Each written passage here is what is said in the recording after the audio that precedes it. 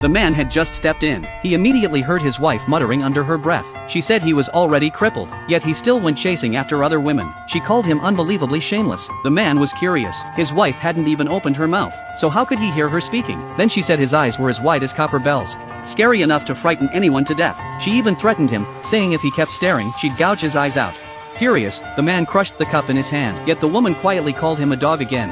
The man cursed inwardly, wondering if he was useless. This really made the man furious. He immediately pulled out his trump card. I'm giving you one last chance. Either get out of the Han family now, or come over here and do what you're supposed to. Saying this, he pulled back the blanket over his legs. In the past, whenever his wife saw him come home, she would massage her legs non-stop.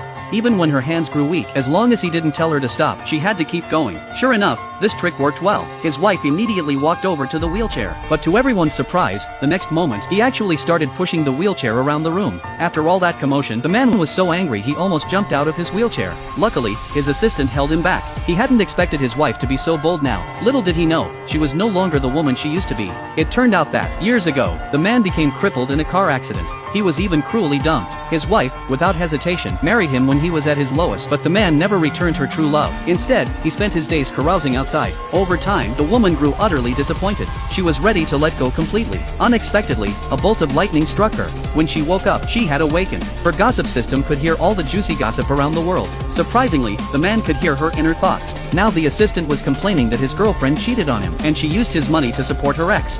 That was just shameless, spending Qinji's money on other men. Someone was using Qinjing's money to support other men, but the woman didn't want to hurt the assistant. So she came up with a clever plan. She specially arranged a hot pot feast, but the table was filled only with green vegetables. The assistant was confused. He even took photos and posted them online. Well, her social circle instantly exploded with comments. Look at tonight's moon. Doesn't it look like your furrowed brow? Love is a shining light. Meeting you makes me nervous. Only then did the assistant realize the secret behind the hot pot. He hurriedly apologized to the woman, saying he had urgent matters to attend to. Then he jumped up, ready to catch the cheater. At this, the man suddenly found his dull wife somewhat interesting. For the first time, he transferred 2 million as her pocket money. That night, when he returned, the assistant reported that he caught his girlfriend cheating as soon as he got home. She was now suing to get her money back. Unexpectedly, he received a message on his phone. It told him to return to the Han family tomorrow for a family dinner with the man. The woman originally wanted to refuse going back, because every time she returned, she was mocked and ridiculed. But the assistant told her the Han family had a trump card.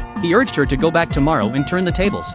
So be it. Let's go back to the Han family and start our show. The next day, as soon as they entered, the eldest nephew and his wife began mocking the couple. Seeing this, the woman immediately decided to start her counterattack with the eldest nephew. He was having an affair with the Han family's third madam, Su Xian. Though they acted proper, they had just gotten out of bed. Look at the red marks on his neck. The woman saw it clearly. Without hesitation, she stepped forward, pointed at his neck, and asked whose bedroom he had just crawled out of. The hickeys on his neck were fresh. Then she sniffed.